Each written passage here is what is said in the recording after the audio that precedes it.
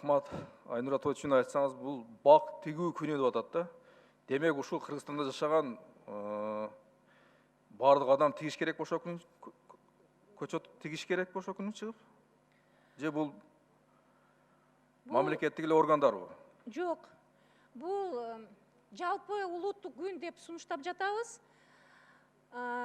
Анткени чындыгында баягы бир топ негиздемелерди айттым.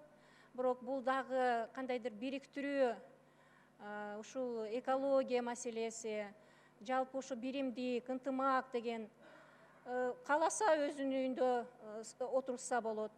Кааласа көчөдө иш кылып, бирок массовость, бул негизги ушу концепцияда массовая посадка болгону деп биз сунуштап атабыз. Анткени мына коллегалар да көп туура айтышты, мен да ушу кошулам бул пикирге.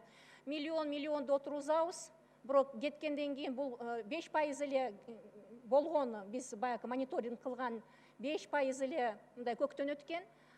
Бирок биз ушул токтомдо өкмөткө поручение берип атабыз, мониторинг, кийин баягы өздөрү бул суу маселеси, жер маселеси, көчөт маселеси, ушул маселеге биз поручение берип атабыз. Эми мен айтайын дегенимде эми, ким тигет бул көчөттөрдү деп атпаймынбы? Кыргызстандыктар. Эми кыргызстандыктар тигсе мындайда, эмне үчүн мына жылына эле мына субботникте биз Бишкекке барып, ар бир паркка барып, көчөт отургузабыз да. Мына 15 жылдан бери отургузуп атабыз. Ошол жер Токой болуп кетиш керек да, мисалгачы. Туура. Барсак азыр көктөбөйт, жылын эле ошол жерге барып отургузабыз, жылын эле барып отургузабыз. Мен ойлоп атамын, бул отургузгандан кийин аны бирөө караш керек, ага суу коюш керек. Туура. Биз отургузуп атабыз, көчөт дагы бекер турбайт экен да. Көчөт дагы акча каражат турат экен ал. Биз канча акча каражатты жөнөп талаага чачып берип атабыз мында, көктөтө албай жатабыз да. Ошого мен айтайын дегеним, мисалга зеленострой деген бар өзү. Ошо көчөттөр менен алек болот. Ошолорго тапшырманы берели, ошолор отургузсун. Токой чарбасы бар. Ошолорго тапшырманы берели, ошолор өздөрү отургузсун, өздөрү жооп берсин анан кийин. Себеби ар ким барат дагы ар кандай кылып тигип кетет жана көчөттүчү. Ал көктөбөй калат. Ошондуктан мен айтайын дегеним ушул бул чындыгында эле бул өкмөттүк чарба иштер болуп атат да. Бул өкмөттүн өзүнө эле коюп койсок эле жакшы болмок. Анан мен мына өкмөткө айтып кетем, мен жылына эле айтамын.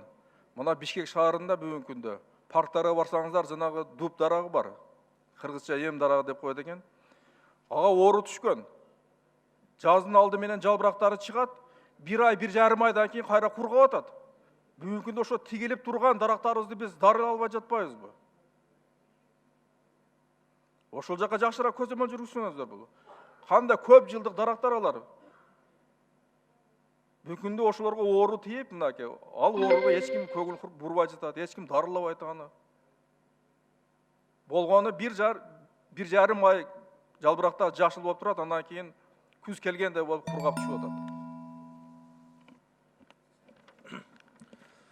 Рахмат, сөз депутат Масалиев Исхак Абсаматовичте. Рұқсат болса, урматтуу депутаттар, мэриянын атынан жооп берип койсом болобу? Исхак Абсаматович, кечирим сурайм, ким тааныштырып өзүңүз? Вице-мэр ошол ЖКХ боюнча Амантуров Мирлан. Жамалдин Исламович, сиздин сурооңузга жооп катары биз быйыл Бишкек шаары боюнча 10 миңден ашык бакты тигели деп атабыз.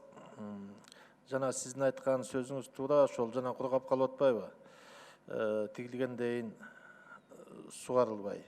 Биринчи ушул биздин Айнура Тойчунун айткан маселе боюнча биздин ушу март-апрель айы 2 айдын ичинде ошол 10 миңден ашык көчөттү тигебиз. Ал көчөтүбүздү даярдап койдук. Именно ошол жана суу келе турган, сугарыла турган жерлерге тигилет.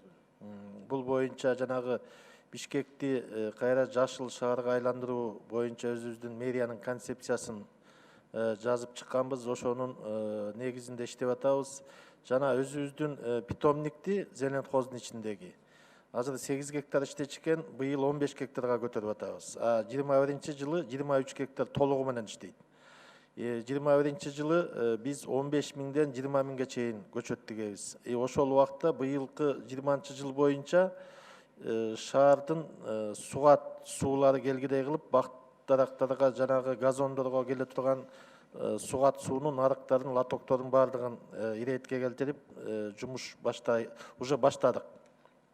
Экинчиден, Бишкек шаары боюнча быйыл 50 гектар жерди газондорду жана живой изгородь эгилет 20-жылы буюрса.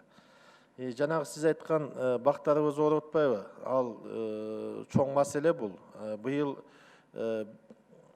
эко-паспорт ЭБРР боюнча 300 000 евро грантовый акчага ошол толугу менен изилдеп беребиз деп атышат. Ошол шаардагы болгон жанагы смог, бактардын оорусу, жанагы жолдогу кум кышында чачылып аткан реагент, ошонун баарынын зыянсыздыгын. Анан жана бактардын ооругандарына биздин Рахмат. эме менен 2 секунд кечиресиз. Рахмат. Мэрия жумушту алып барып атыптыр. Иш план бар экен. Эгер ушу темп менен кетсе, анда көрсөткүч болот.